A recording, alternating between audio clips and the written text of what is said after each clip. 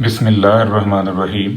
अस्सलामुअलैकुम वरहमतुल्लाहि वबरकातुहू। लाखों करोड़ों दुरूद सलाम नबी करीम सल्लल्लाहु अलैहि वसल्लम पर और आपकी आल पर। आज बेटा हम प्रोबेबिलिटी का चैप्टर स्टार्ट करने जा रहे हैं। प्रोबेबिलिटी जो है स्टैटिस्टिक्स में रीढ़ की हड्डी की हैसियत रखता है। प्रोबेबिलिटी का इल्म जो है एक समंदर की तरह है। स्टेटमेंट के अंदर आप एक लफ्ज़ को बदल दें तो प्रोबेबिलिटी का क्वेश्चन चेंज हो जाता है। जितना इम्पोर्टेंट ये चैप्टर है, जितना इम्पोर्टेंट प्रोबेबिलिटी का टॉपिक है, अनफॉर्चुनेटली हमारे स्टूडेंट्स उतना ही प्रोबेबिलिटी से डरते हैं, उतना ही प्रोबेबिलिटी से खौफ खाते हैं। और पेपर के अंदर जब प्रोबेबिलिटी से रिलेटेड न्यूमेरिकल आता है तो मेजॉरिटी जो स्टूडेंट्स की है वो उस क्वेश्चन को, उस न्यूमेरिकल को सही अटैम्प्ट नहीं कर पाते। ऐसा इसलिए मुमकिन है कि उन बच्चों के प्रोबेबिलिटी से रिलेटेड जो कॉन्सेप्ट्स हैं वो काफ़ी वीक होते हैं। इसी वजह से वो क्वेश्चन ठीक अटैम्प्ट नहीं कर पाते। हम आज प्रोबेबिलिटी का बिल्कुल इनिशियल लेवल से टॉपिक स्टार्ट कर रहे हैं। वो तमाम स्टूडेंट्स जो प्रोबेबिलिटी को बिल्कुल सिफर से सीखना चाहते हैं, यानी फ्रॉम वेरी बिगिनिंग सीखना चाहते हैं, वो मेरे चैनल को ज़रूर सब्सक्राइब करें ताकि उनको इस चैप्टर से, इस टॉपिक से रिलेटेड 100+ वीडियो लेक्चर जो हैं वो बार वक्त मिल सकें। स्टार्ट करते हैं हम। प्रोबेबिलिटी है क्या? प्रोबेबिलिटी बेसिकली एक ऐसा इल्म है जो ज़माना कदीम में सट्टा लगाने वालों ने, जुआ खेलने वालों ने इजाद किया। यानी जुआरियों ने प्रोबेबिलिटी की थ्योरी जो है वो इजाद की और फिर उस थ्योरी को मैथमेटिशियंस ने एक न्यूमेरिकल फॉर्म जो है उसमें कन्वर्ट कर दिया। उन मैथमेटिशियंस में जो सबसे अफजल नाम है, जो सबसे पहला नाम जाना जाता है, वो है पास्कल का और फर्मेट का।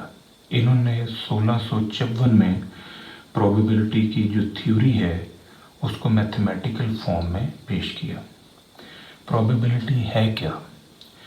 प्रोबेबिलिटी बेटा बेसिकली चांसेस की मेजरमेंट है, पॉसिबिलिटीज़ की मेजरमेंट है, यानी मुमकिनात को मेजर करना टुवर्ड्स पार्टिकुलर स्टेटमेंट। किसी भी स्टेटमेंट के बारे में, किसी भी इवेंट के बारे में प्रोबेबिलिटी पॉसिबल चांसेस, पॉसिबल इम्कानात, पॉसिबिलिटीज़ को मेजर करता है। अब इसको समझने से पहले, इसकी तफसील में जाने से पहले दो टर्म जो है ना वो आपने क्लियर करनी है, उनको बड़ी अच्छी तरह आपने समझना है। एक लफ्ज़ है सर्टन और एक लफ्ज़ है अनसर्टन। सर्टन वो है जो बरहक है, जिसने आना ही आना है। एक ऐसी स्टेटमेंट जो एज श्योर एज डेथ है, यानी जिसने आना ही आना है, जिसकी नफ़ी आप कर नहीं सकते। और अनसर्टन एक ऐसी स्टेटमेंट है जिसका वजूद नामुमकिन है, जिसकी पॉसिबिलिटी है ही नहीं, यानी जिसका तसव्वुर भी नहीं किया जा सकता। इन दोनों टर्मों को आपने समझना है। मैं कुछ एग्जांपल से इन्हें क्लियर करने की कोशिश करता हूँ। देखें, अनसर्टन में लायन कैन फ्लाई, शेर जो है वो उड़ सकता है, तो ये इम्पॉसिबल बात है, शेर कभी नहीं उड़ सकता। मेल जो है प्रोड्यूस किड्स, मेल जो है वो बच्चे पैदा कर सकते हैं, तो ये इम्पॉसिबल बात है, ऐसा नहीं हो सकता। फरवरी के 30 दिन होते हैं, ऐसा भी नहीं हो सकता। सर्कल के अंदर 370 एंगल होते हैं, इम्पॉसिबल बात है, सर्कल के अंदर 360 ज़ाविये होते हैं। अब ये चारों स्टेटमेंट जो हैं ये इम्पॉसिबल है, ये अनसर्टन है, जिनका वजूद है ही नहीं। तो ऐसी स्टेटमेंट को हम इम्पॉसिबल इवेंट कहते हैं। इनको शो किया जाता है, इनको डिनोट किया जाता है फाई के साथ। और इम्पॉसिबल इवेंट की जो प्रोबेबिलिटी है बेटा वो ज़ीरो है, यानी ऐसी स्टेटमेंट जिसका वजूद मुमकिन ही नहीं है उसकी प्रोबेबिलिटी ज़ीरो, उसके चांसेस ज़ीरो हैं। दूसरी तरफ आ जाए सर्टन। अब सर्टन है यकीनी, बरहक, एज श्योर एज डेथ। जैसे सन सेट इन वेस्ट, कि सूरज जो है वो मगरिब में गरूब होता है, तो ये बिल्कुल सच स्टेटमेंट है, सही बात है, ये ऐसा ही होता है।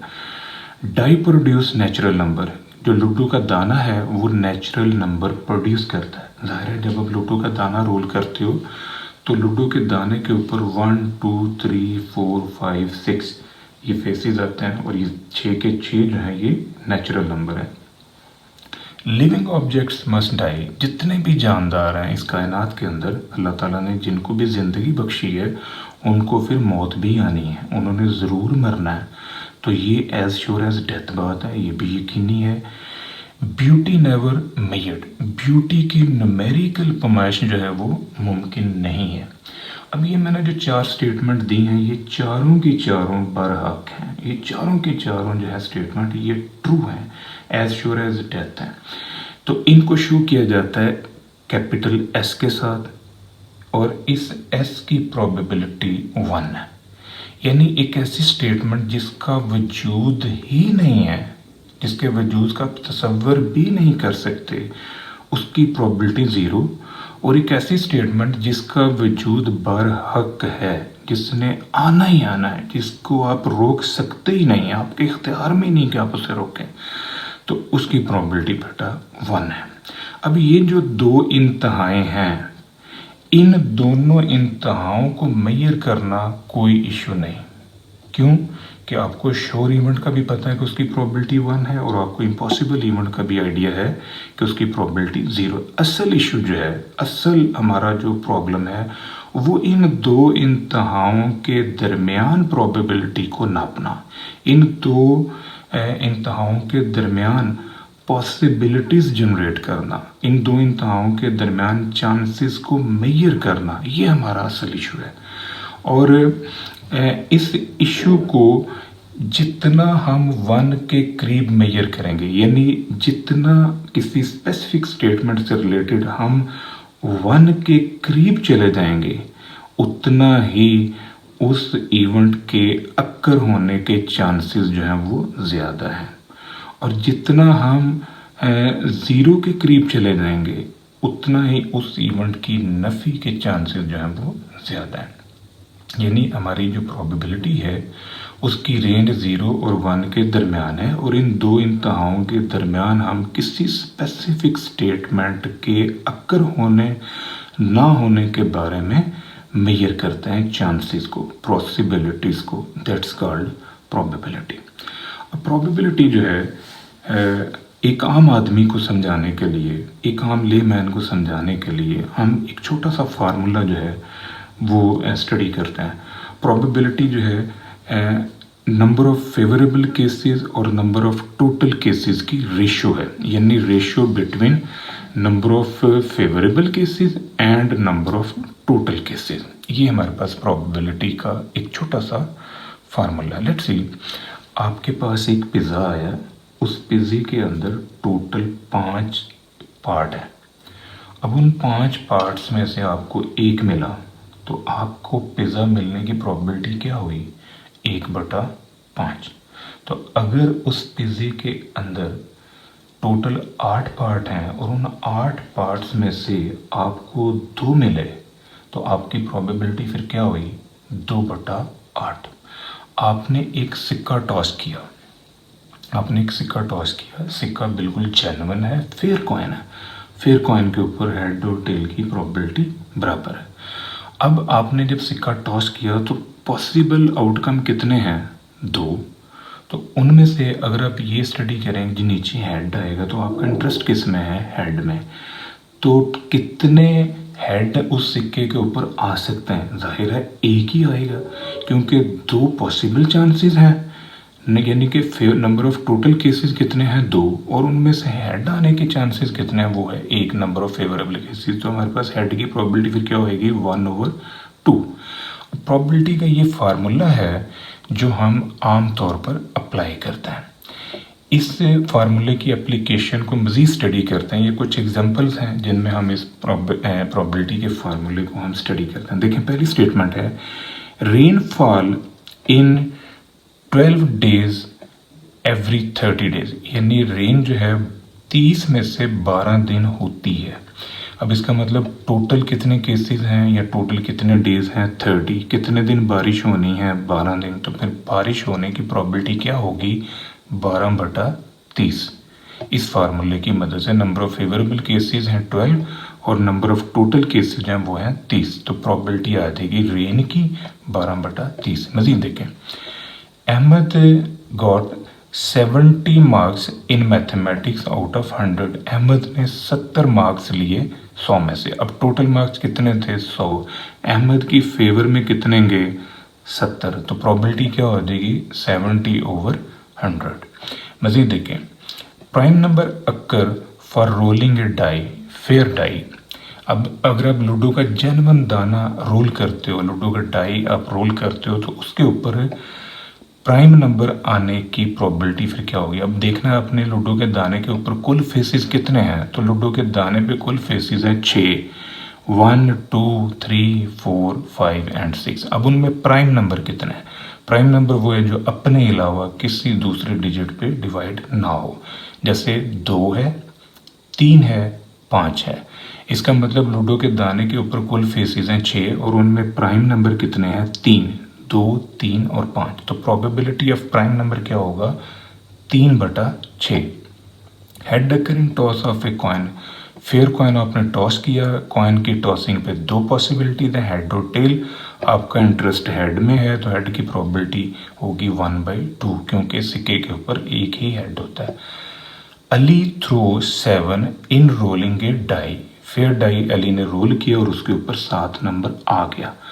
तो लूडो के दाने के ऊपर फेसेस कितने हैं 1 2 3 4 5 6, 7 नंबर तो है ही नहीं, तो 7 नंबर जो है ये इम्पॉसिबल है। इसकी प्रोबेबिलिटी फिर क्या होगी 0/6, यानी टोटल केसेस कितने हैं 6, तो 7 आने की प्रोबेबिलिटी आप ढूंढ रहे हो, तो 7 तो वहाँ पर एग्जिस्ट ही नहीं कर रहा, तो 7 की प्रोबेबिलिटी फिर होगी 0, इम्पॉसिबल इवन।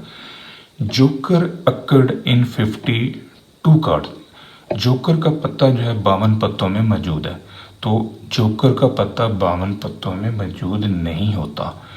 ताश के कुल पत्ते जो हैं वो 54 होते हैं 54। 52 पत्ते जो हैं आमतौर पर हम ताश में इस्तेमाल करते हैं। जोकर के 2 पत्ते, एक रेड कलर का जोकर होता है और एक ब्लैक कलर का जोकर होता है। ये जोकर के 2 पत्ते जो हैं ये मखसूस गेमें हैं जिनमें ये इस्तेमाल किए जाते हैं, लेकिन आमतौर पर जो हम ताश खेलते हैं ताश से वो 52 कार्ड से खेली जाती है। इस वजह से इन 52 के अंदर जोकर का पत्ता नहीं होता, तो यहाँ जोकर की प्रोबेबिलिटी फिर क्या होगी 0, इम्पॉसिबल इवेंट है। 1 एग प्रोड्यूस 2 किड्स, एक अंडा 2 किड्स प्रोड्यूस करता है, तो ये गलत बात है, इम्पॉसिबल बात है। ऐसा हो ही नहीं सकता कि एक अंडे से 2 बच्चे निकलें। एक अंडे से एक ही बच्चा निकल सकता है या अंडे से बच्चा नहीं निकलेगा, यानी 2 पॉसिबिलिटीज है, या बच्चा निकलेगा या बच्चा नहीं निकलेगा। 2 बच्चे नहीं निकल सकते एक अंडे से। Nazia win race out of 4 runners, 4 runners में से नाजिया जीतती है दौड़, तो नाजिया 4 में से जीती है, टोटल जो है वो 4 हैं, उन 4 में से नाजिया भी एक है, तो नाजिया जीत जाती है, तो नाजिया के जीतने की प्रोबेबिलिटी होगी 1/4, क्योंकि कुल 4 लोग दौड़े हैं, 4 लोगों ने दौड़ लगाई, उनमें नाजिया शामिल है, तो नाजिया के जीतने की प्रोबेबिलिटी आ जाएगी हमारे पास से 1/4। ये मैंने कुछ प्रोबेबिलिटीज़ को स्टडी किया और ये मैंने सारी की सारी प्रोबेबिलिटीज़ जो है ये बेटा मैंने इसी फार्मूले से स्टडी की हैं। अब हम जो प्रोबेबिलिटी है इसकी एक्चुअल डेफिनेशन जो है वो स्टडी करता है। यानी प्रोबेबिलिटी की थ्योरी जो है वो मैथमेटिशियंस ने दी, जैसा कि ऊपर हमने जिक्र किया।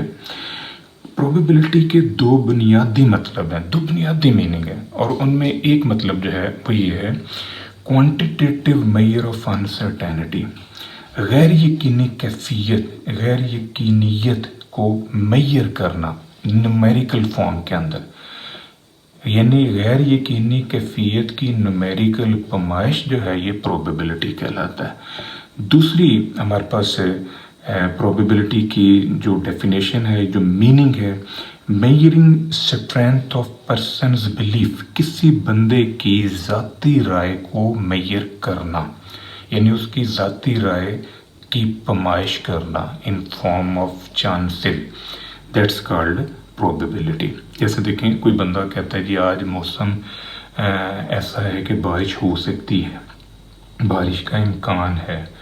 कोई बंदा कहता है जी पाकिस्तान वर्ल्ड कप जो है वो जीत जाएगा। कोई बंदा कहता है कि न्यूक्लियर वॉर कभी नहीं लगेगी। कोई बंदा ये कहता है कि पाकिस्तान के अंदर मार्शल लॉ लगने वाला है। तो ये तमाम स्टेटमेंट्स जो हैं ये लोगों की ज़ाती राय हैं। कोई ज़रूरी नहीं है कि उन्होंने जो राय दी है वो वैसे ही बरहक हो और वैसे ही वो ठीक साबित हो जाए। तो ये पॉसिबिलिटीज़ हैं कि हो भी जाए और ये भी पॉसिबिलिटी है कि वो ना हो। ये था बेटा आज का हमारा टॉपिक प्रोबेबिलिटी के मुतालिक। पहला लेक्चर था, दुआ में याद रखिएगा। इंशाल्लाह अगली वीडियो के साथ फिर हाजिर होंगे। फ़ी अमान अल्लाह।